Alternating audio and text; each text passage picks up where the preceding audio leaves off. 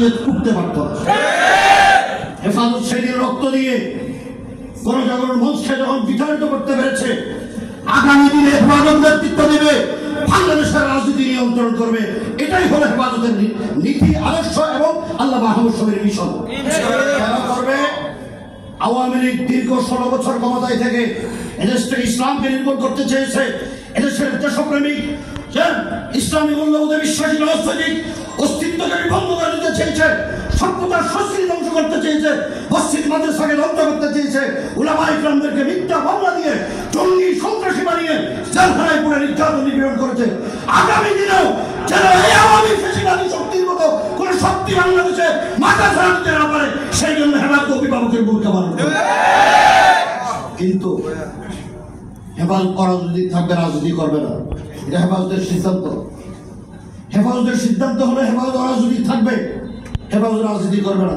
আপনাদের অনেকের প্রশ্ন হয় যে হেফাজতের অনেক নেতৃবৃন্দরা এখন ইলেকশনে অংশগ্রহণ করার জন্য দৌড়াদৌড়ি শুরু করেছেন, প্রচার প্রচারণা চালাচ্ছেন, এখন কি হবে? 1 নম্বর কথা হলো, ওনারা তো হেফাজত জন্মের হাত থেকে রাজনীতি করতেন। এই রাজনৈতিক দলগুলোর নেতৃবৃন্দ আল্লাহ মাহমুদ শফির নেতৃত্বে যখন হেফাজতে এসেছে, কিভাবে এসেছে? দেশের মাদ্রাসার মুহতামিম যেমন হেফাজতের সদস্য, একজন মসজিদের ইমাম যেমন হেফাজতের সদস্য, একজন রাজনৈতিক নেতা আলেম তিনি হেফাজতের সদস্য, রাজনৈতিক দলের লিডার হয়ে নয়, একজন আলেম হয়ে, মুরব্বী হয়ে। সুতরাং উলামায়ে কেরাম যারা রাজনীতি করেন, তারা তাদের প্ল্যাটফর্মে রাজনীতি করবেন, ইলেকশন করবেন, হেফাজত কোনো বাধা দিবেন না, এটা হেফাজতের সিদ্ধান্ত। কিন্তু হেফাজত কাদের পক্ষে থাকবে? যারা আওয়ামী সালেম ফ্যাসিবাদী শক্তির দোষর ছিল, তাদেরকে মোকাবেলা করার জন্য হেফাজত শক্তি।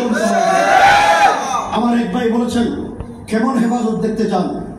আমরা এমন হেফাজত দেখতে চাই যাদের নিয়ন্ত্রণের আঙ্গুলি হেলায় বাংলাদেশ চলবে। প্রধানমন্ত্রী থেকে শুরু করে সরকার হেফাজতের কাছে আসে, হেফাজত সরকারের কাছে যায় না। বসুন্ধরা টিস্যু, অশুদ্ধতার বিরুদ্ধে এক বিন্দুও ছাড় নয়। ডক্টর ইউনূস সাহেব, আমি একটা কথা বলি, আপনারা অনেকে ভুল বুঝবেন। আওয়ামী লীগ 2013 সালে যে মামলা করেছে আমাদের বিরুদ্ধে, 324টা মামলা, এই মামলায় বিএনপির 57 জন সিনিয়র নেতা, কর্নেল আকবর, আব্দুল সালাম, হাবিবুল নবী, সোহেল সহ সবাইকে আমাদের মামলার আসামি করেছে। জামাত ইসলামীর এখানে লিডার আছেন, জামাত ইসলামীর সিনিয়র নেতৃবৃন্দ রফিকুল ইসলাম খান, নুরুল ইসলাম বুলবুল এবং হামিদুর রহমান আদর্শ, আমাদের 17-18 জন ভালো নেতা হেফাজতের একই মামলার আসামি। একই সাথে আমরা জেলে ছিলাম, চট্টগ্রামের মৌলানা শামসুল ইসলাম, মৌলানা শাহজাহান চৌধুরী সহ। তো আওয়ামী লীগ তো হেফাজত, বিএনপি, জামাত হেফাজতকে এক করে ফেলেছে। তাহলে আমরা কি করবো? কোর্টে গেলে ওনাদের সাথে দেখা হয়, এলি ভাইয়ের সাথে অনেকবার ওনাদের মামলার কারণে আমরাও গেছি, আমাদের সাথে দেখা সাক্ষাৎ হয়। হেফাজতের নেতৃবৃন্দের হেফাজতের মামলায় বিএনপি নেতাদের সাথে আমাদের একই সাথে জেলে ছিলাম। এদেরকে বাদ দেওয়ার কোনো সুযোগ আছে? যারা ফেসবুকে সমালোচনা করেন, কোন কি বুঝে সমালোচনা করেন? আওয়ামী লীগ হেফাজত, জামাত, বিএনপিকে এক করে দিয়েছেন। সুতরাং আগামী দিনে 16 বছর যারা মজলুম ছিলাম, আওয়ামী ফ্যাসিবাদী শক্তির হাতে যারা নির্যাতিত নিপীড়িত হয়েছে, গুম খুনের শিকার হয়েছে, এই মৌলানা মুশতাকুর নবী কাসেমী সাহেব কয় মাস গুম ছিলেন? কয় মাস ছিলেন? কাদের হাতে? কাদের হাতে?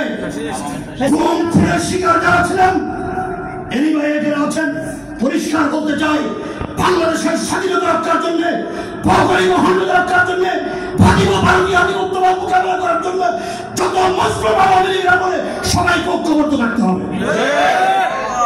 এক ভাই বলেছেন ইসলামী দলগুলোর ঐক্য। আমি ইশারাতে বলতে চাই, আমি হলাম রাজসাক্ষী, আমার চাইতে বেশি ঐক্যের জন্য কেউ চেষ্টা করে নেই, বক্তৃতাও করে নেই। চ্যালেঞ্জ করে বলছি,